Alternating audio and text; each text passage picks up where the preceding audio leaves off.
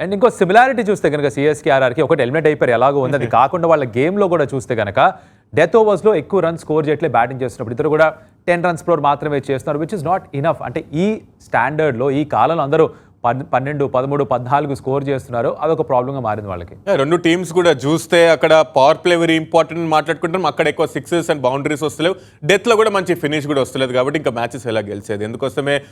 Points టేబుల్లో బాటంలో ఉన్నారు వాళ్ళు. అండ్ ఇవన్నీ కూడా రీథింక్ చేసుకొని అక్కడ మినీ ఆప్షన్ ఎప్పుడైతే అవుతుందో నెక్స్ట్ ఇయర్ అక్కడ మంచి ప్లేయర్స్ దొరుకుతున్నప్పుడు అక్కడ తీసుకోవాలి, అండ్ ఏ ప్లేయర్స్ పైన ఎక్కువైతే ఖర్చు పెట్టారో వాళ్ళని రిలీజ్ చేసేస్తే అక్కడ పర్స్ కూడా పెరుగుతుంది, కాబట్టి అక్కడ మొత్తం రీబిల్డ్ చేయాలి మళ్ళొకసారి టీం, ఎందుకంటే బాటమ్ ఆఫ్ ద టేబుల్లో ఉన్నారు. కాబట్టి సిఎస్కే విషయంకి వస్తే వాళ్ళు కూడా ధోని అంటున్నాం, ధోని వచ్చి ఫ్యూ సిక్సెస్ స్కోర్ చేస్తున్నాడు, కానీ ఓవర్ ప్రాపర్ ఫినిషర్ అంటే జడేజా తను కూడా ఒక 50 odd 70 ఏదో కొట్టినాడు, కానీ సాలిడ్